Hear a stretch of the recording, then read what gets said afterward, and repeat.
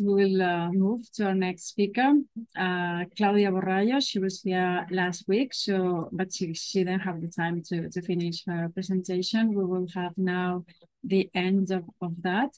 Cláudia will tell us about it's a short history of the gender critical movement in Portugal, strategies and struggle. Last week, I explained basically how it worked with the feminist movement and the the gay and lesbian originally movement in Portugal. It was quite late comparing to most of the countries. And basically in the 90s, we started with the gay and lesbian charities and all this stuff. This was the first, the Gay and Lesbian Film Festival. This is from 2000. And by the time, the name was Festival Gay e Lésbico de Lisboa.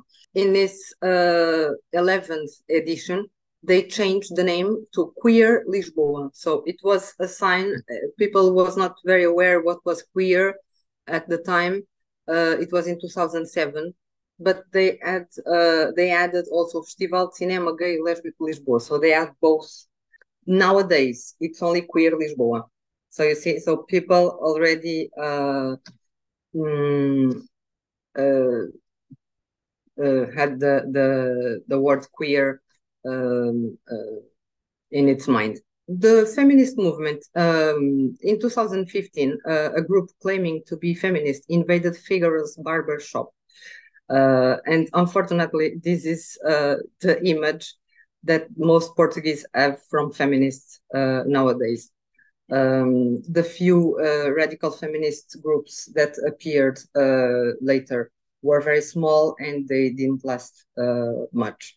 In 2022, Fox, there is a typo here. It's Fox Life TV channel, not Fix. And ILGA Portugal promoted a massive campaign called ABC LGBTQI+. It was massive. There was a massive discussion in Portuguese society. Many public figures start writing about these issues. Some of them supporting the initiative, others pointing out things like the changing of the definitions, replacing the word sex by gender. Things are happening very fast in Portugal. This year, it's being huge in events. In the beginning of the year, in 2003, a group of trans activists orchestrated an action in the São Luís Theatre in Lisbon during a play adapted from Pedro Almodóvar's Todo sobre mi madre.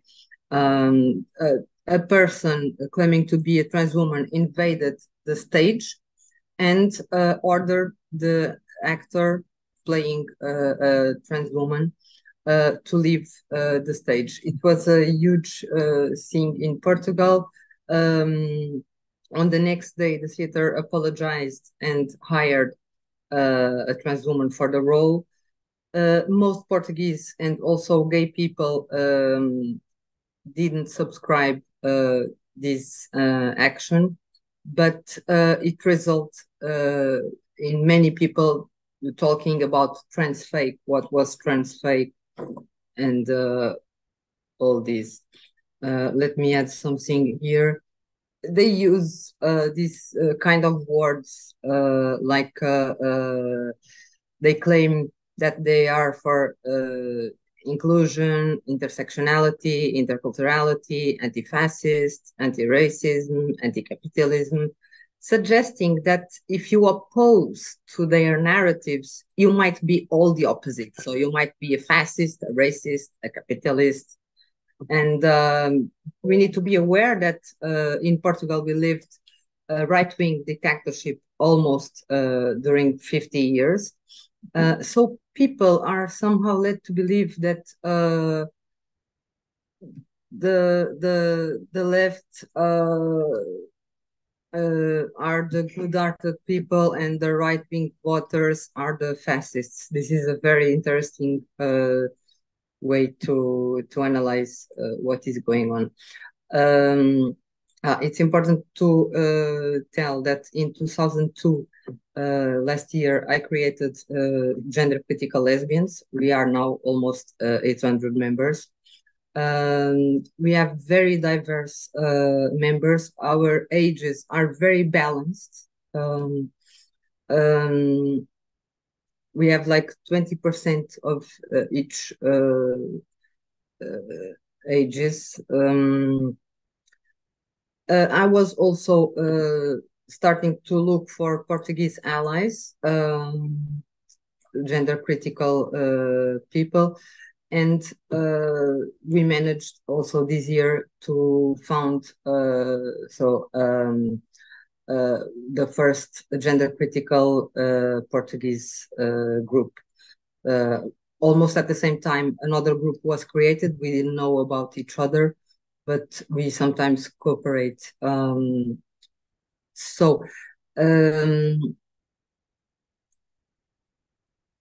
Basically, similar critiques of transfake were done also to Pão de Açúcar, a book written by a very known writer, but they claimed that because he was a cis author, not trans, he shouldn't be allowed to write about a trans person. In April, it's important to know also, our government passed a law allowing school kids to change their names and gender in schools. What made society massively signed a petition based on the worries that girls would lose their privacy and safety in places like school bathrooms, changing rooms. This petition was supposed to be discussed in the parliament last month in September, but we didn't hear about it, so probably it was postponed. In our groups, in our gender critical groups in Portugal, we invite the maximum of people who are against this ideology. And we have people from most different political parties.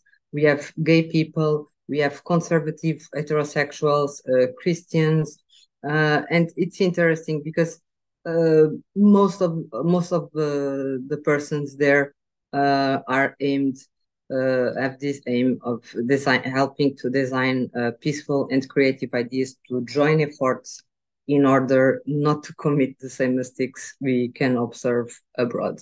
Because the fact that things happen in Portugal a bit later, the good ones and the bad ones, it gives us some time to think about stuff and somehow be prepared.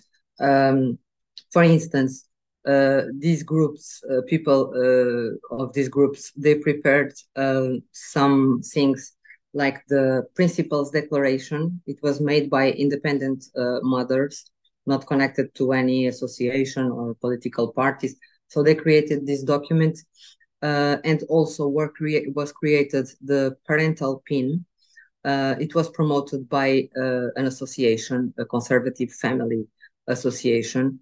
And these are two examples of the efforts of two different groups who had similar ideas to avoid children to be brainwashed by the educação para a cidadania, like citizenship, which is most of it about gender ideology.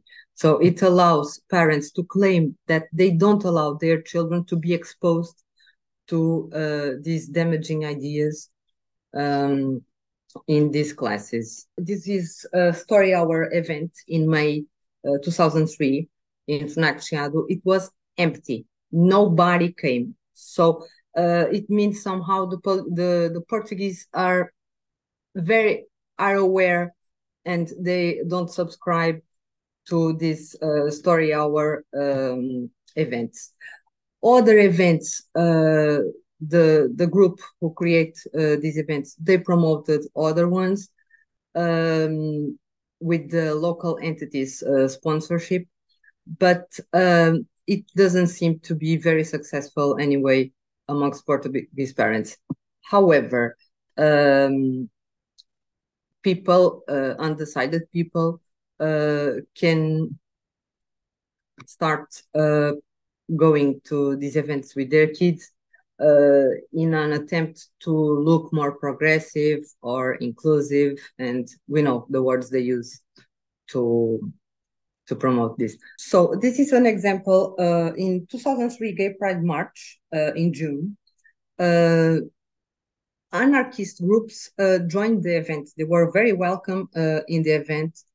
And one of the participants of this year's march wrote in a group, "I felt insecure about the actions of this queer group portrayed in these photographs, as some of its members openly assumed a gang stance when they hooded themselves during the Lisbon 2003 March and graffitied several windows."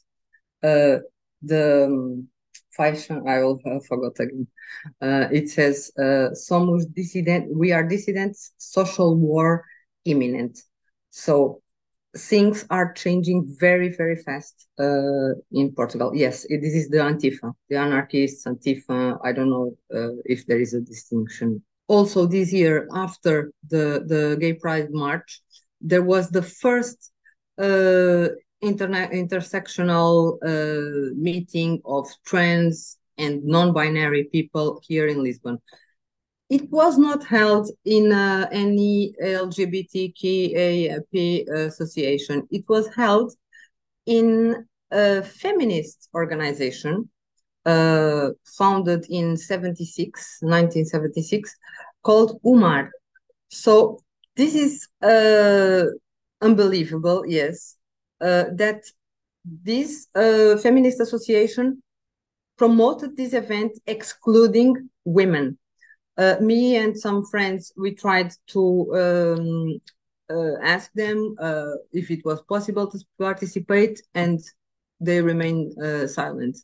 I also said, maybe I'm a non-binary, I would like to discover that with your help. Can I participate in the event? And they didn't answer neither. This was last month. This is the first book with a neutral language. It is, as you can see, it says inclusion, diversity. So these kind of words that people tend to associate with positive things.